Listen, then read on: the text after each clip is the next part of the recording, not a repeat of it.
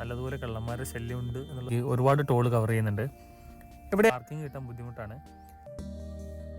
അടുത്ത രാജ്യത്തെത്തിയെന്ന് അറിയാനായി രാവിലെ തന്നെ നല്ല ക്ലൈമറ്റാണ്. ലോഡ് എടുക്കാൻ പോകുന്ന വഴി ഫ്രാൻസിലൊരു WC നിർത്തിയതാണ്. ഭയങ്കര രസമായിട്ടാണ് അവർ ഈ WCകളൊക്കെ സെറ്റ് ചെയ്തേക്കുന്നത്. ഒരു 10 മിനിറ്റ് ഇരുന്നിട്ടുണ്ടെങ്കിൽ നമുക്ക് മൈൻഡൊക്കെ കൂളാവും. പക്ഷേ നൈറ്റ് സ്റ്റേയിങ്ങിന് ഇതുപോലുള്ള WCകൾ പറ്റില്ല. നല്ലതുപോലെ കള്ളന്മാരുടെ ശല്യമുണ്ട് എന്നുള്ളതാണ് പറഞ്ഞു കേട്ടിട്ടുള്ളത്.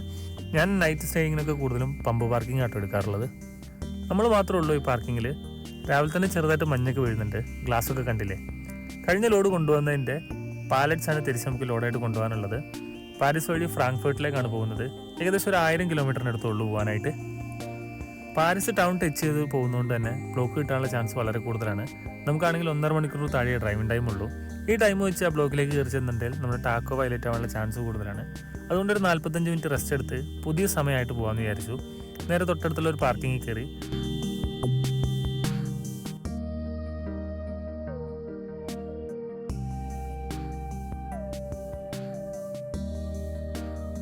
അവിടുന്ന് ഒരു ചായയൊക്കെ വെച്ച് കുടിച്ച് നമ്മൾ റെസ്റ്റ് കഴിഞ്ഞിട്ടാണ് ഇറങ്ങിയത്. പറഞ്ഞതുപോലെ തന്നെ അത്യാവശ്യം നല്ല ബ്ലോക്ക് ഉണ്ടായിരുന്നു. എങ്കിലും പെട്ടെന്ന് തന്നെ അവിടെ നിന്ന് ഇറങ്ങി വരാൻ പറ്റും കേട്ടോ. ടൗൺ കഴിഞ്ഞാൽ പിന്നെ തീരെ തിരക്കില്ല.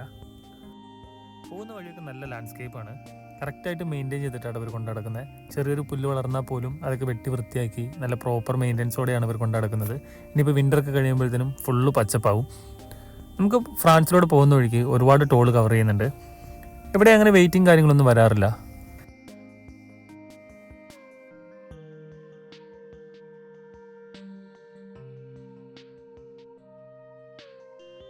അങ്ങനെ ഉച്ചയായപ്പോഴത്തേനും ചെറുതായി വിശക്കാൻ തുടങ്ങി. ചോറ് നമ്മൾ വെച്ചിട്ടുണ്ടായിരുന്നു. കറി ഒന്ന് സെറ്റ് ചെയ്യണം. നാട്ടിൽ നിന്ന് വന്നിട്ട് ആകെപ്പാടെ ഒരു ചെറിയ ബുദ്ധിമുട്ടുണ്ടായിട്ടുള്ള കാര്യം ഇത് മാത്രമാണ്. കുക്കിംഗ് ഭയങ്കര മടിയാണ്. അങ്ങനെ അതൊക്കെ കഴിഞ്ഞ് അവിടെ നിന്ന് ഇറങ്ങി. ഇന്ന് നമ്മൾ ഫ്രാൻസിൽ നിന്ന് ജർമ്മനി കയറും കേട്ടോ.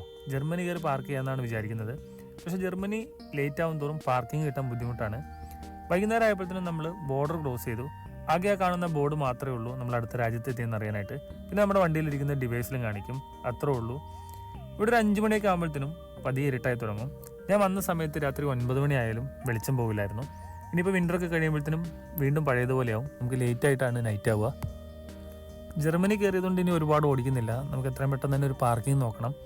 ഇവിടെ പാർക്കിംഗ് കിട്ടാൻ കുറച്ച് ബുദ്ധിമുട്ടാണ്.